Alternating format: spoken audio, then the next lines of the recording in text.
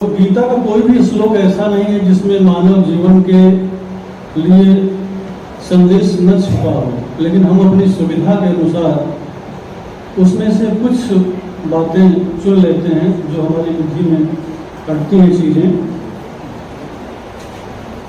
अर्जुन विषाद योग पहला अध्याय है। 29 श्लोकों में अर्जुन अपने विषाद के बारे में बताते हैं कृष्ण से और कहते हैं कि तर्क देते हैं कि हमें ये युद्ध क्यों नहीं करना चाहिए। और जब भगवान श्री कृष्ण समझाना शुरू करते हैं तो पहला ही वाक्य जो उनका होता है कि क्लव्यम मां स्मगमः पार्थ। आप व्यवहारिक जीवन में किसी को नपुंसक कहकर देखिए, उसकी क्या परिणति होती है। लेकिन अर्जुन इस कदर समर्पित हैं भगवान श्री कृष्ण के प्रति कि उन्हें कोई उल्टा जवाब नहीं देते हैं उसका, और प्रश्न प्रति प्रश्न करते रहते हैं। और इसके दूसरे पद, श्लोक के दूसरे पद में ही उसका उत्तर भी छुपा हुआ है। कहते हैं कि क्लव्यम मां स्मगमः पार्थ क्षुद्रम हृदय दौर्बल्यम त्यक्त्वा उत्तिष्ठ परन्तपो।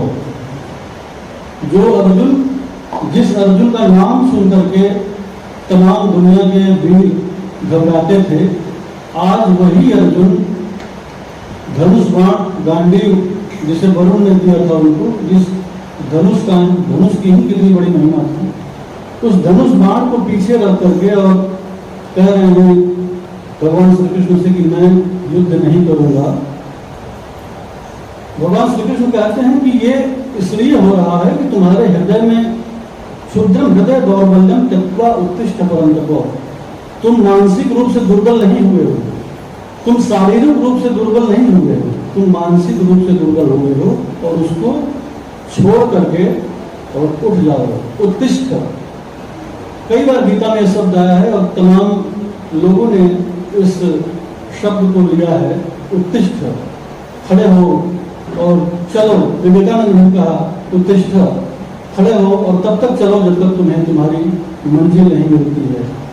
तो एक तरह से भगवान श्री कृष्ण ने अर्जुन को प्राणी मात्र का प्रतिनिधि बना करके ये बताने की कोशिश की है कि आपको अगर कहीं मोह हो जाता है, मानसिक तौर पर आप हारने लगते हैं, तो अपनी क्षुद्रता को, मानसिक दुर्बलता को त्याग करके खड़े हो जाइए और उसके लिए आपको जो भी सहारा लेना हो अपने बड़ों से, जैसा कि अर्जुन ने जिसको माना सब कुछ, आप जिसको अपना सब कुछ मानते हो उससे मार्गदर्शन लीजिए और देश और समाज के हित में खड़े हो जाइए। दूसरा श्लोक मैंने लिया है, सहजम कर्म कौन्तेय सदोषम अपि न त्यजेत् सर्वारंभा हि दोषेण भूमि नाग्नि विवादिता श्रेयान् स्वधर्मो विगुणः परधर्मात् समुचितात् स्वधर्मे निधनम श्रेय परधर्मो भयावह। इस श्लोक की कम चर्चा होती है, लेकिन मुझे गीता का अगर कोई पहला श्लोक बोलने के लिए कहे तो मैं इसे बोलूंगा। इसमें जो धर्म की बात की गई है वो कोई रिलीजन नहीं है। धर्म से मतलब आपके कर्तव्य से है। तमाम लोग देखते हैं कि इस कार्य में अगर हमको लाभ नहीं हो रहा है तो हम कोई अपना दूसरे कार्य में लग जाएं। उसके लिए पहले ही इसमें बता दिया गया है कि सर्वारंभा हि दोषेण भूमि नाग्नि विवादिता। जैसे धुआं और अग्नि है, अग्नि के साथ, अग्नि बहुत पवित्र चीज है लेकिन उसको जलाने में धुआं का सामना करना पड़ता है। उसी तरह आप कोई भी कार्य करेंगे उसमें दोष छिपा हुआ है। इसलिए आपकी सहज गति जिस क्षेत्र में है उसी कार्य में आप लगिए। आप अपना पेशा मत बदलिए, आप अपना स्वभाव मत बदलिए। धर्म से मतलब है अपना स्वभाव।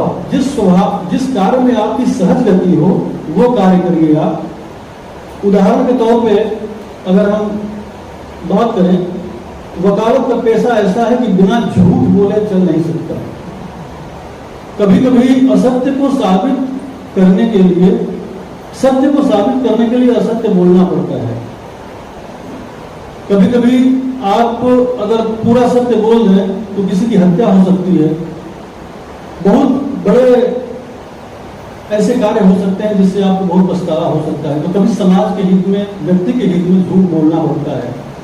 अगर डॉक्टर पूरी तरह से रोगी को सच बता दे कि तुमको ये रोग है और उसके ठीक होने की संभावना होगी भी, तो वो उसकी प्रतिशतता कम हो जाएगी। इसलिए डॉक्टर बहुत धीरे से उसको बोलता है कि नहीं, आपको बहुत कोई परेशानी नहीं है, आप दवाइयाँ लीजिए, खाइए और आप ठीक हो जाएंगे। कुछ लोगों को तो मरने वाले होते हैं तो भी डॉक्टर नहीं बताते हैं कि भाई इनको ज़्यादा कष्ट हो जाएगा, इनके परिवार वालों को ज़्यादा कष्ट हो जाएगा। इसी तरह व्यापारी, अगर व्यापारी असत्य न बोले और जितना में खरीदे उतने में ही बेच दे तो उसको क्या लाभ होगा, उसका जीवन कैसे चलेगा। तो ये सारी बातें ऐसी हैं जो इस श्लोक को पुष्ट करती हैं कि स्वधर्मे निधनम श्रेय। यहाँ तक भगवान श्री कृष्ण कह देते हैं कि अगर तुम्हारी मृत्यु भी हो जाती है इस कार्य में तो वो श्रेय है, श्रेयस्कर है, वो अनुचित नहीं है। तो तुम अपने धर्म में टिके रहो, अपना कार्य करते रहो,